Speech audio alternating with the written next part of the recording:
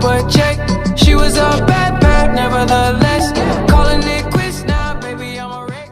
Crash at my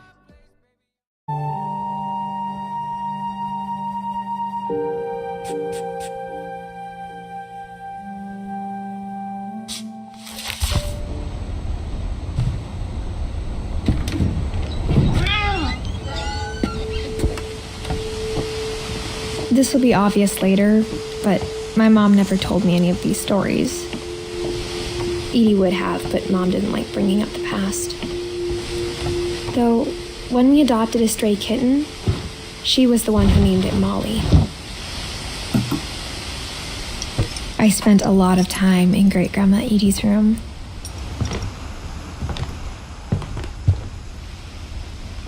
Louis died a week before we left, but Edie had already started to memorialize him.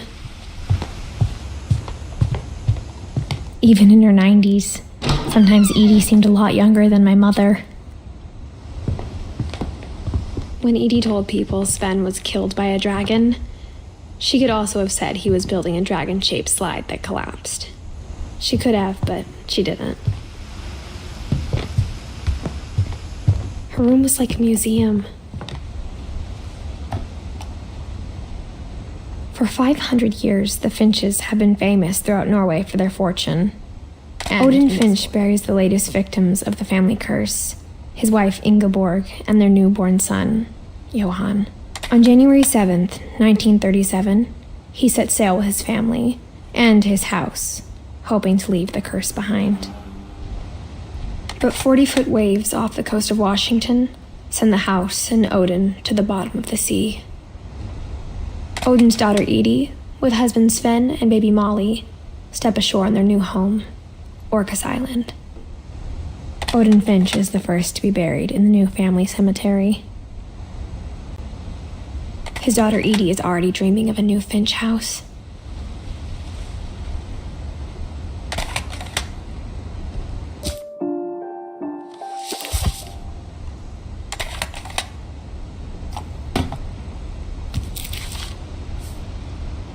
Whatever's wrong with this family, it goes back a long ways.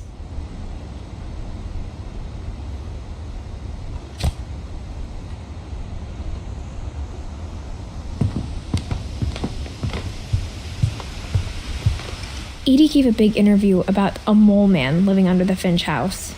My mom was furious. I hadn't thought of myself as Edith Jr. for a long time.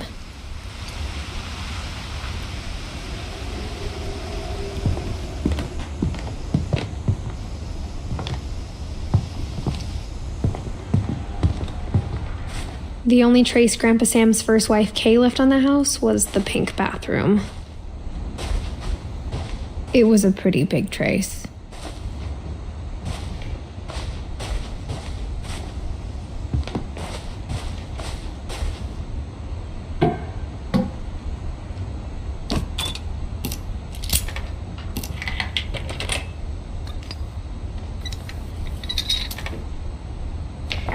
There's a secret in this bathroom. It's in the last place you would look. It isn't in the cupboard. It's hidden in this book.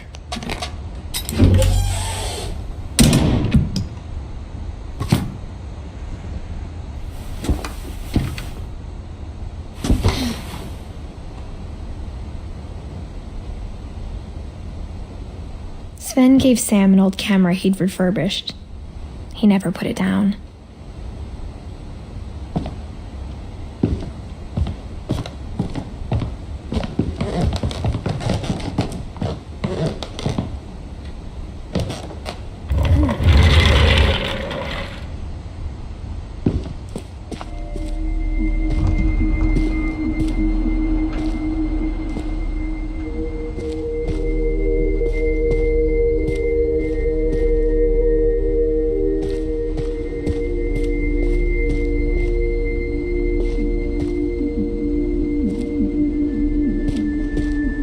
I knew Grandpa Sam had a twin,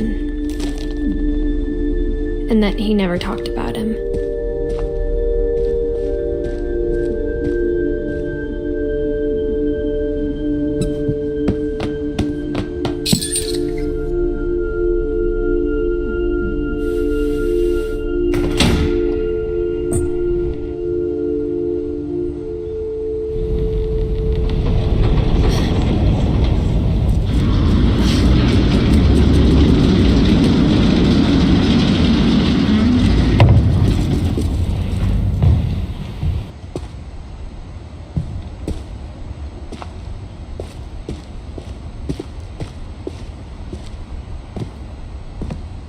I guess my grandpa didn't like history any more than my mom did.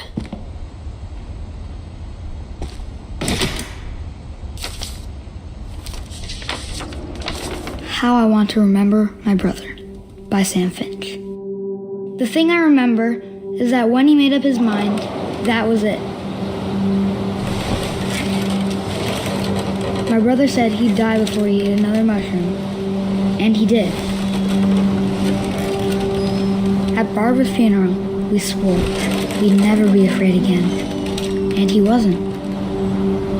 I think Calvin always wanted to fly.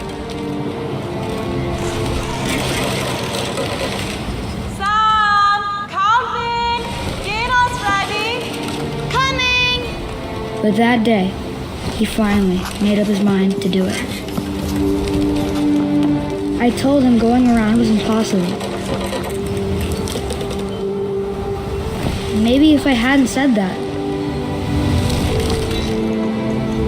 Calvin, I'm not gonna tell you again. Maybe if the wind hadn't picked up. Then maybe he'd still be here. But I doubt it. I think he'd already made up his mind. That's what I want to remember about my brother.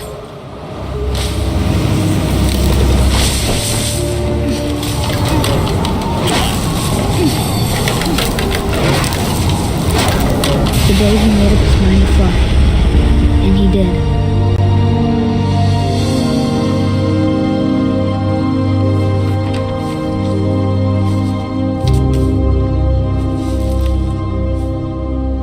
Calvin's story felt strangely familiar. When I was younger, I remember trying to do the exact same thing.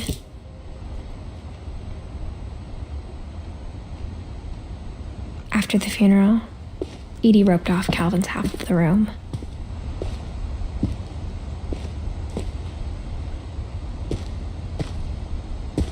Mom said Grandpa Sam enlisted at 18 and never set foot in the room again.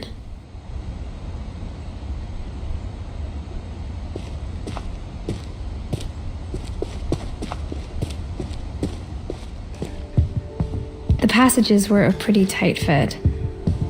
They'd obviously been built for smaller hands and bellies.